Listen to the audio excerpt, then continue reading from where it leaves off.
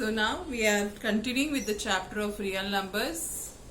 We go further to a next concept in the chapter that is called as surds. Okay. When I say surds, it is one thing you have to keep in mind. Surds is an irrational number. Okay. So irrational number, I hope you know. We have already seen so many examples of irrational number. So here what you have is when you have nth root of a that is equal to x, then this is what is called as a surd. Now what is the speciality about n? N is integer. Keep in mind, integer greater than 1. Okay, and what is the condition for a? A is a positive rational number, and in total nth root of a, that is what is equal to x, will be an irrational number. If these conditions are satisfied, then we call it as a surd. So for example, if I have square root of 2, is this a surd? Yes, it is a surd because, yes, let us see whether it satisfies all these properties. What is the a value here? 2. Is it positive rational number? Yes. What is the invisible number here? That is n. Whenever it is root 2, the order is 2, which we generally don't write. The moment it is, it is actually, if I have suppose cube root of 5,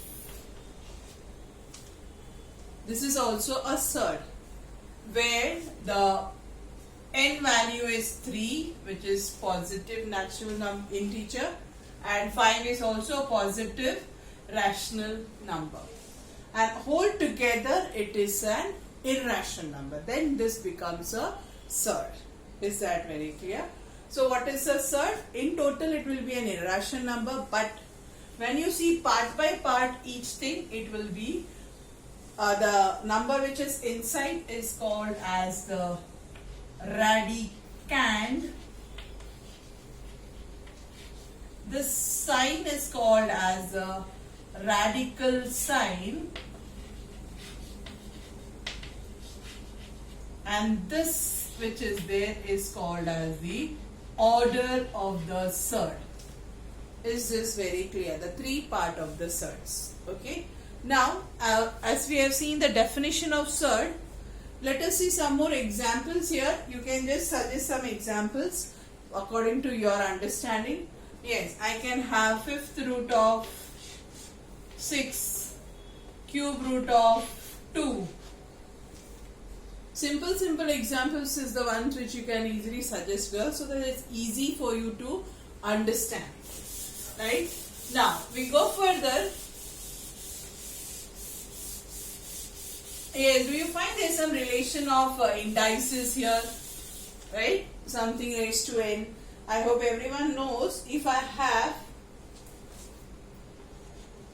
x raised to n is a, I can very well write x is equal to nth root of a. For example, if I have 2 raised to 3, what is the value? 8. Right? So, what is 2? Nothing but cube root of 8. So, it is something similar what you find even when it is a surd. Is that very clear? Now,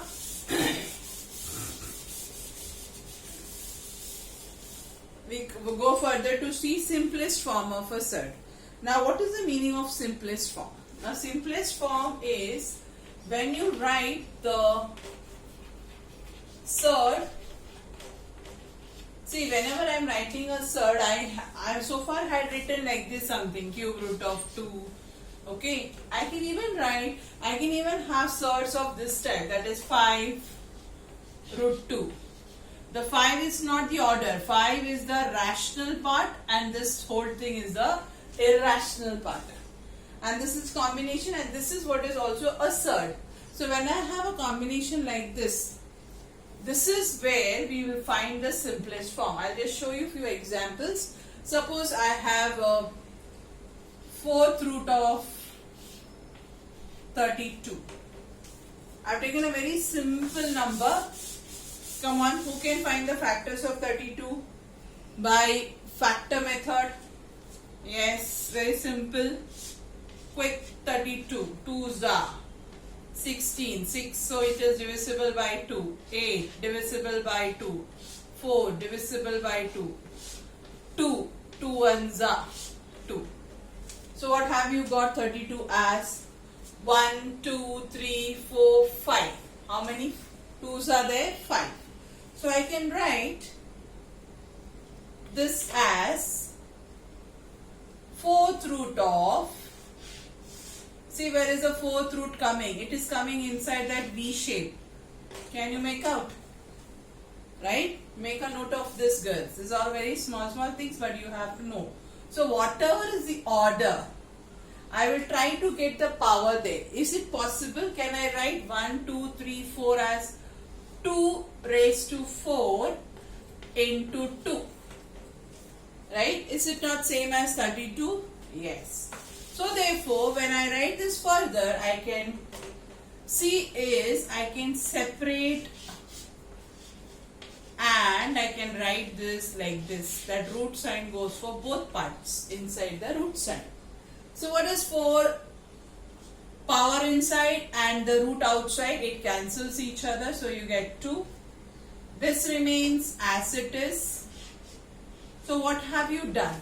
You have converted a surd into its simplest form. How we reduce lowest term? I hope you remember when you have a fraction something and if you can cancel, you reduce it to the lowest term, right?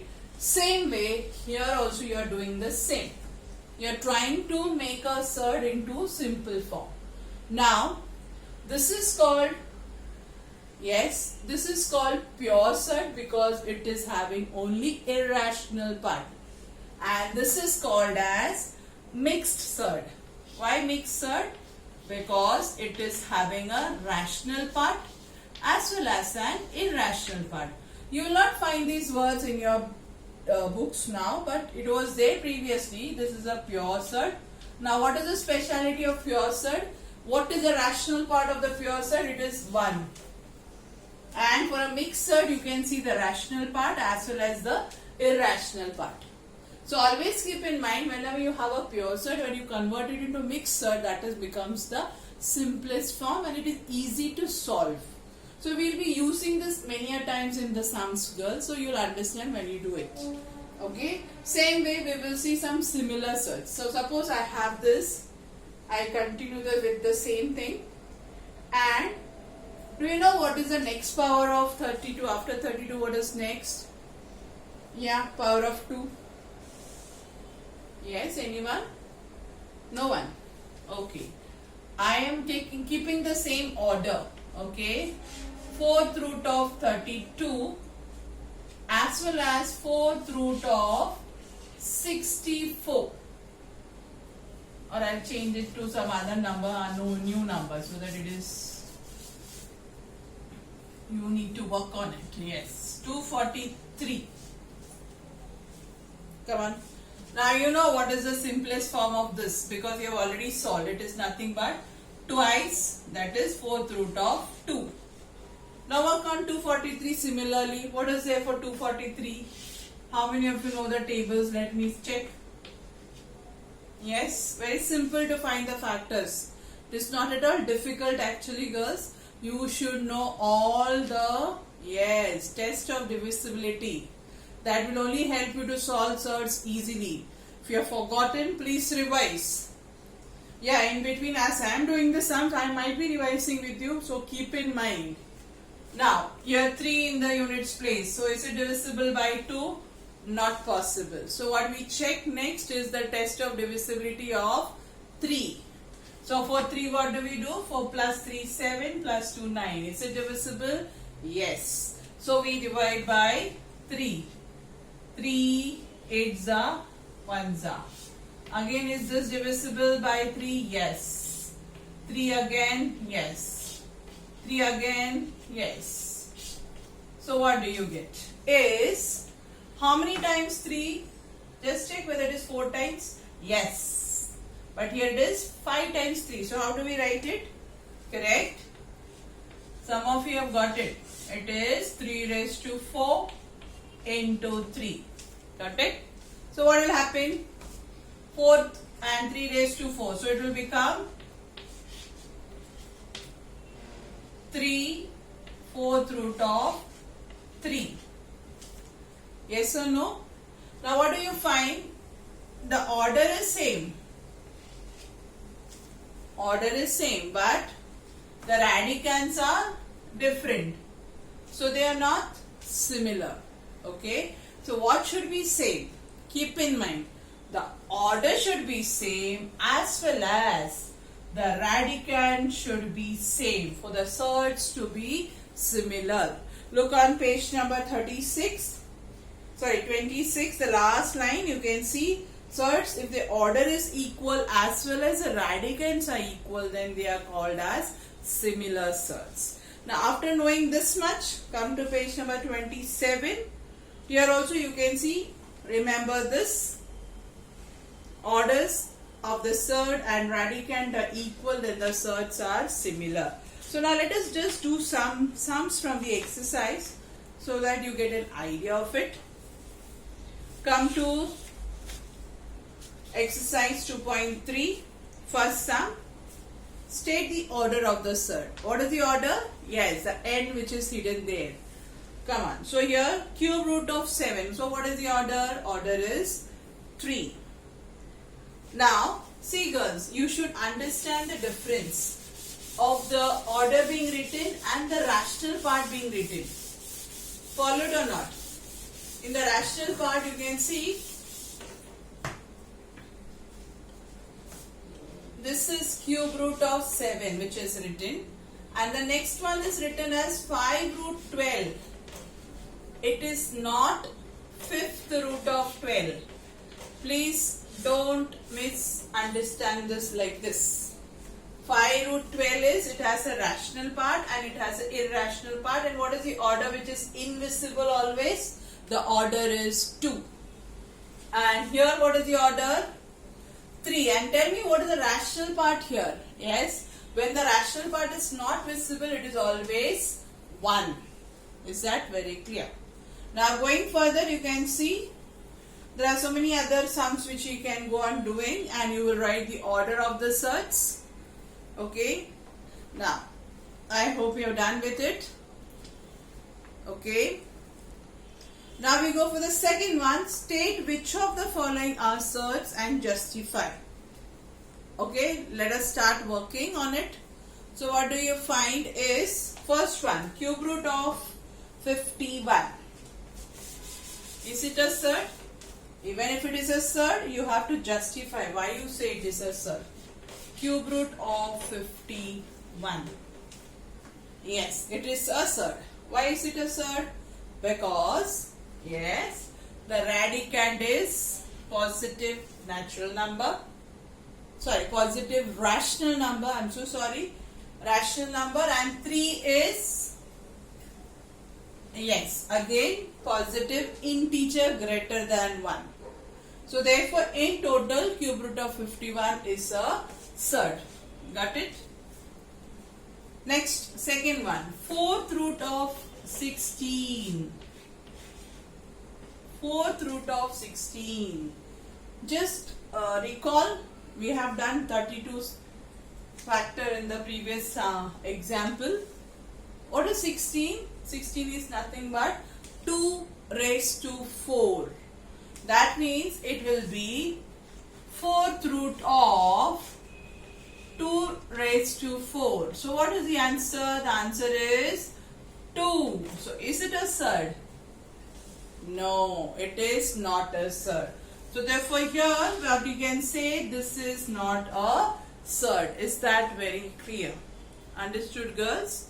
Now Coming to the next sum, fifth root of 81. We have done just now here. Fifth root of 81. Fourth root of 81, if it was there, it was 3. So it is a rational number. But fifth root of 81, yes, surely it is an irrational number. So therefore it is a surd. Root 256. Yes, girls, I hope you remember. I told you all to learn the squares up to 1 to 20 and cubes 1 to 10. If you are thorough with it, when I say root 256, immediately the answer you will know is 16. So is it a surd? No, it is not a surd. What about cube root of 64? Cube root of 64. So you can work it out, girls. Even 64 we had done in the previous one. Yes. Can you find the factors of 64? Yes. What are the factors of 64? Twice, twice, twice. Yes, I hope you are finding it. Yeah, the numbers are too easy, girls. Don't think you'll get such easy numbers always. Okay. So 2 raised to 6. And 6, here it is cube root of 64. So what can it be? Can I have a pair like this? So what is the answer? Cube root of 64 is nothing but, yes, 4. Got it? 4 cube is 64. See, girls, if you had studied the values, what I had told you all, without solving also you can directly say, since cube root of 64 is 4, therefore the cube root of 64 is not a surd, because this is a rational number. Is that very clear? Now coming to the last one, sixth one, square root of 22 upon 7. 22 upon 7 itself is a rational number. So therefore root of is, yes, it is a surd. Got it? So with that we finish the second sum. Now come to third one. Classify the given pair of surds into like surds and unlike surds. See, girls, some sums we can, looking at the surd itself, you can identify whether it is like or unlike. But certain sums you have to solve. Is that very clear? Understood? So let us do it in the next class.